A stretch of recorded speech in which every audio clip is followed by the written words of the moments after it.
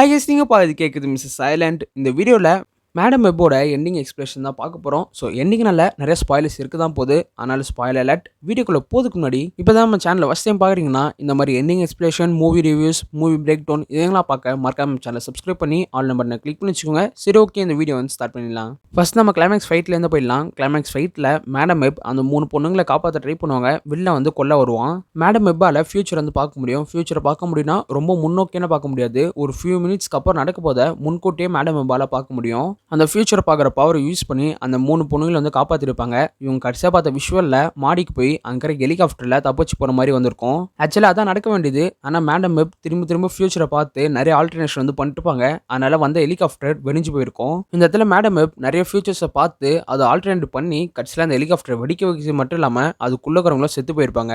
சில பேருக்கு ஒரு டவுட் வந்து வந்திருக்கலாம், இவங்க இந்த அளவுக்கு டைம் லைன் வந்து சேஞ்ச் பண்ணிட்டே இருக்கிறாங்களே, இது வந்து ஒரு புது டைம் லைனை கிரியேட் பண்ணாதா, டிவியை வந்து இவங்க ஏன் அரெஸ்ட் பண்ண சொல்லி மேபி சில பேர் தோணி இருக்கலாம். டிவியை வராதக்கான காரணம் லோக்கி தான் நினைக்கிறேன். ஏன்னா லோக்கி சீசன் 2ல லோக்கி மல்டிவர்ஸில் இருக்கிற எல்லாருக்குமே ஒரு வாய்ப்பு வந்து கொடுத்துருப்பாரு. ஆக்சுவலாக டிவியோட வேலையை வந்து இந்த மாதிரி எக்ஸ்ட்ரா கிரெடிட் ஆகிற நியூ டைம் லைனை ப்ரூவ் பண்ணிட்டு போயிடுவாங்க. அதுக்கான ரீசன்னா இந்த எல்லா டைம் லைனும் பேட்ச் பண்ணக்கூடிய அந்த பேட்சர் வந்து ரொம்ப சின்ன லெவலில் இருக்கும். அந்த பேட்சருக்குள்ளே எத்தனை டைம் லைன் வைக்க முடியுமோ அத்தனை மட்டும் தான் இருக்கும். அந்த டைம் லைன் பேட்சருக்குள்ளே எத்தனை டைம் லைன் இருக்கணுமோ அத்தனை மட்டும் தான் இருக்கணும். அதை தாண்டி எக்ஸ்ட்ரா ஏதாவது வளர்ந்துச்சுன்னா அந்த பேட்சரால் தாங்க முடியாது, அதை வந்து வெடிஞ்சிரும். அந்த மாதிரி வெடிஞ்சிச்சுன்னா மொத்த டைம் லைனும் அழிஞ்சு போயிடும். அதனால லோக்கி என்ன முடிவு பண்ணிப்பான்னா, இந்த டைம்லைன் பேட்சர் ரொம்ப குட்டியாக இருக்குது, அதனால தான் இதுக்குள்ளே நிறைய டைம்லைனை வைக்க முடியல, இது பெருசாகிட்டா எல்லா ப்ராப்ளமும் சால்வ் ஆகும்னு சொல்லிட்டு கேங்கோட வேரியண்ட்டை டிவியை கூப்பிட்டு வந்துருப்பாரு. கடைசியில் அவர் நினச்ச மாதிரி அந்த டைம்லைன் பேட்சரை பெரிய சைஸில் உருவாக்கிப்பாரு. ஆனால் பெரிய சைஸில் உருவாக்கினாலுமே அது இந்த டைம்லைனுக்கு பற்றிருக்காது. அவர் எந்த அளவுக்கு அந்த டைம்லைன் பேட்சரை பெருசாகிறாரோ அதுக்கேற்ற மாதிரி நிறைய டைம்லைன்ஸ் வந்து உருவாகிட்டே இருக்கும். ஸோ அந்த டைம்லைன் பேட்சர் அவர் எந்த அளவுக்கு பெருசாகினாலுமே வேஸ்ட் தான். ஏன்னா அவர் எவ்வளோ பெருசாகணும் அது பத்தாது. எல்லா டைம்லைன்ஸும் அழியாமல் பாதுகாக்க ரெண்டே வழி தான் இருக்கும். ஒன்று கேங் மாதிரி இந்த மாதிரி எக்ஸ்ட்ரா கிரியேட் ஆகிற நியூ டைம்லைனை போய் ப்ரூவ் பண்ணி அழிக்கணும். இல்லாட்டி லோக்கி எல்லா டைம்லையும் தாங்கி பிடிச்சி எந்த டைம்லையும் அழியாமல் பாதுகாக்கணும். இல்லாட்டி நம்ம கேங் மாதிரியே வந்து ப்ரூவ் பண்ணணும். நம்ம லோக்கிக்கு கேங் மாதிரி பண்ண விருப்பம் இல்லை. ஆனால் லோக்கி என்ன பண்ணிப்பான்னா, அவரே எல்லா டைம்லையும் தாங்கி பிடிச்சி சிம்மாசனத்தில் போய் உட்காந்துருப்பாரு.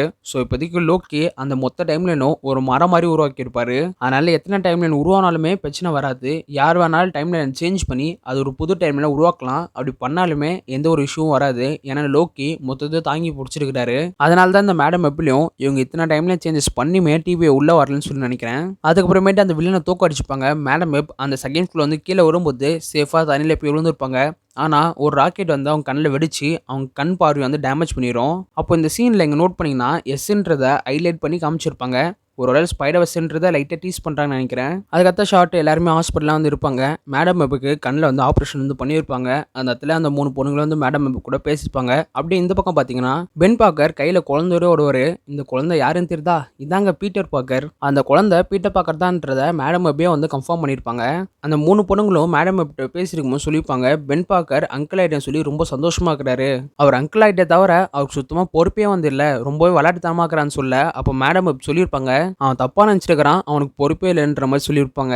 ஏன்னா பென் பாக்கர் தான் பீட்டர் பாக்கரை வளர்த்துருப்பாரு. கடைசியில் அவர் செத்துருக்கப்போ தான் பீட்டர் பாக்கர் ஒரு கம்ப்ளீட்டான ஸ்பைடர்மேனா மாறி இருப்பாரு. பீட்டர் பாக்கர் ஒரு பொறுப்புள்ள ஸ்பைடர்மேனா மாறினதுக்கு காரணமே பென் பாக்கர் தான். ஸோ ஒரு பெரிய பொறுப்பு வந்து பென் பாக்கருக்கு வந்து இருக்கு. இந்த இடத்துல மேடம் வெப் அதை தான் டீஸ் பண்றாங்க, அவன் பொறுப்புல சொல்லி தப்பா நினைச்சிருக்கிறான். இப்போதைக்கு மேடம் வெப் ரொம்ப ஓவர் பவர்ஃபுல்லாக மாறிக்கிறாங்க. ஏன்னா இதுக்கு முன்னாடி மேடம் வெப்பால ஒரு ஃபியூ மினிட்ஸ்க்கு அப்புறம் நடக்க போதான் முன்கூட்டி பார்க்க முடியும். ஆனால் இப்போ மேடம் வெப்பால ஃபியூச்சர் நடக்க போற எல்லா விஷயத்தையுமே பார்க்க முடியுது. அந்த சின்ன குழந்தை தான் ஃபியூச்சர்ல ஸ்பைடர்மேனா போகுது. அந்த குழந்தைய பென் பாக்கர் தான் வளர்க்க போறான்னு முதல் கொண்டு மேடம் வெப் வந்து பாத்துக்கிறாங்க ஃபியூச்சரை. அந்த அளவுக்கு மேடம் வெப்போட பவர்ன்றது ரொம்ப ஜாஸ்தியா இருக்குது. சரி, ஓகே, அந்த பீட்டர் பாக்கர் யாருன்னு சொல்லி சில பேருக்கு டவுட் வந்திருக்கலாம். அதாவது டாபியா, ஆண்ட்ரூவா இல்ல டாம் ஹாலண்ட்னு சொல்லி டவுட் வந்திருக்கலாம். கண்டிப்பா டாபி அண்ட் ஆண்ட்ரூ கிடையாது. இந்த மேடம் வெப் ஸ்டோரி நடக்குது 2003 அப்பதான் பீட்டர் பாக்கர் வந்து பிறந்திருப்பாரு. ஆனால் டாபி யூனிவர்ஸில் பார்த்தீங்கன்னா 2003 சமயத்திலே ஒரு ஸ்பைடர்மேனாக வந்திருப்பாரு. அதுக்கடுத்து ஆண்ட்ரூ கஃபே இந்த குழந்தையா இருக்க வாய்ப்பு கிடையாது. ஏன்னா ஆண்ட்ரூ கஃபே 2012 சமயத்தில் தான் ஸ்பைடர்மேனாக இருப்பார். அவர் யூனிவர்ஸை சேர்ந்த பென் பாக்கர் ரொம்ப வயசான ஆளாக இருப்பார். ஆனால் இந்த மேடம் வெப்பில் காமிச்ச பென் பாக்கர் ரொம்ப யங்கான பென் பாக்கராக இருப்பார். அவருக்கு கல்யாணம் கூட ஆயிருக்காது. ஸோ அதனால அந்த குழந்தை ஆண்ட்ரூமே கிடையாது. ஆனா இது எல்லாமே நம்ம எம்சியூ சேர்ந்த ஸ்பைடர்மேன் கூட தான் லிங்க் ஆகுது. எம்சியூ சேர்ந்த ஆன்ட் மேயை ரொம்ப எங்க காமிச்சிருப்பாங்க. அது மட்டும் இல்லாம அங்கிள் பென்னுமே காமிச்சிருக்க மாட்டாங்க. ஆனா ஒரு சில இடத்துல அவரை டீஸ் பண்ணியிருப்பாங்க. அது மட்டும் இல்லாம ஏஜுமே சிங்க் ஆகுது. ஸ்பைடர்மேன் ஹோம் கமிங்ல நம்ம பீட்டர் பார்க்கர் ஏஜ் வந்து 14ன்ற மாதிரி மென்ஷன் பண்ணியிருப்பாங்க. இந்த மேடம் வெப் நடக்குது 2003. அப்போதான் பீட்டர் பார்க்கர் பிறந்த மாதிரி காமிச்சிருப்பாங்க. ஸ்பைடர்மேன் ஹோம் கமிங் நடக்குது 2017. ஸோ 2003லேருந்து 17 கேல்குலேட் பண்ணி பார்த்தீங்கன்னா எக்ஸாக்டாக சிங்க் ஆகுது ஏஜ்.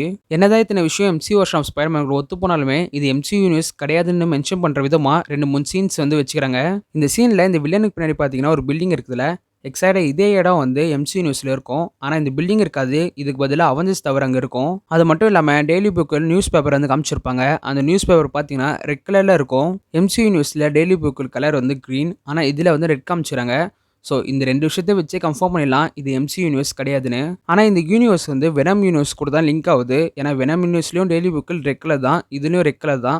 ஸோ ரெண்டுமே ஒரே யூனிவர்ஸாக தான் இருக்கணும். Spiderman Homecoming post credit சீன்லமே வெனமும் எடியும் பீட்டர் பார்க்கரை தேடி போகலான்னு சொல்லி முடிவு பண்ணியிருப்பாங்க. ஸோ சோனி இப்போதைக்கு அவங்க யூனிவர்ஸ்க்கான ஒரு பீட்டர் பார்க்கரை இன்ட்ரடியூஸ் பண்ணிக்கிறாங்க. வெனம் 3ல மேபி அந்த பீட்டர் பார்க்கரை காமிக்கலாம், இல்லை அவருக்கான டீஸ் வந்து இருக்கலாம். வெனம் நடக்குது ப்ரெசென்ட் டைம்லைன், ஆனால் அந்த மேடம் வெப் நடக்குது 2003. ஸோ 2003ல குழந்தைங்கிற பீட்டர் பார்க்கர் வெனம் நடக்கிற சமயத்தில் ஒரு பெரிய பையனாக தான் இருப்பார். ஸோ சோனி இப்போதைக்கு அவங்களுக்கான ஒரு ஸ்பைடர்மேன் வந்து உருவாக்கிட்டாங்க. மேபி டாம் ஹாலண்ட் கூட அந்த ரோல் பண்ணதுக்கான சான்ஸ் வந்து இருக்குது. ஏன்னா மல்டிவர்ஸ்னு வரும்போது பீட்டர் பார்க்கர் ஒரே மாதிரி கூட இருக்கலாம். எப்படி மல்டிவர்ஸ் ஆஃப் மேனஸில் மல்டிவர்ஸில் இருக்கிற எல்லா டாட்டர் செஞ்சு ஒரே மாதிரி இருக்கிறாங்களோ, அதே மாதிரி இப்போ சோனி யூனிவர்ஸ் சேர்ந்த ஸ்பைடர்மேனும் எம்ஜியூ சேர்ந்த ஸ்பைடர்மேனும் ஒரே மாதிரி காமிக்கலாம். மேபி டாம் ஹாலண்ட் உள்ளே வரலாம், ஆர் பாசிபிளி ஒரு புது ஆக்டரை கேஸ்ட் பண்ணலாம் ஸ்பைடர்மேனா. என்னை பொறுத்த வரைக்கும் சோனி இதெல்லாம் பண்ணுறதை விட்டுட்டு ஆண்ட்ரூ கார்ஃபியை ஸ்பைடர்மேனா உள்ளே கூப்பிட்டு வந்தால் நல்லாயிருக்கும். ஸ்பைடர்மேன் நோவியம் சமயத்தில் எல்லாருக்குமே ஆண்ட்ரூ கார்ஃபியை பிடிச்சி போச்சு. அமேசிங் ஸ்பைடர்மேன் 3 வேணும்னு சொல்லி ஃபேன்ஸ் வந்து ரெக்வஸ்ட் பண்ணாங்க. ஆனால் சோனி அதை பண்ணாமல் விட்டாங்க. சோனி அவங்க யூனிவர்ஸ்க்கு ஒரு புது ஸ்பைடர்மேனை கூப்பிட்டு வராமல் ஆண்ட்ரூ கார்ஃபியை கூப்பிட்டு வந்திருந்தாங்கன்னா நல்லா இருந்திருக்கும். எது எப்படியோ இப்போதைக்கு சோனி அவங்க யூனிவர்ஸ்க்கான ஒரு பீட்டர் பார்க்கரை கூப்பிட்டு வந்துட்டாங்க. அந்த ரோலை யார் பண்ண போகிறாங்கன்னு தெரில. ஆனால் கண்டிப்பாக அதுக்கான டீஸ்ன்றது வெனம் 3ல வந்து இருக்கும். சரி, ஓகே கைஸ், இந்த வீடியோ இதோட முடிச்சுக்கிறேன். இந்த வீடியோ பிடிச்சிருந்தா அப்படியே லைக் பண்ண தட்டி விட்டு நம்ம சேனலை சப்ஸ்கிரைப் பண்ணுறேங்க. உங்களை அடுத்த ஒரு வீடியோவில் பார்க்குறேன். Bye guys.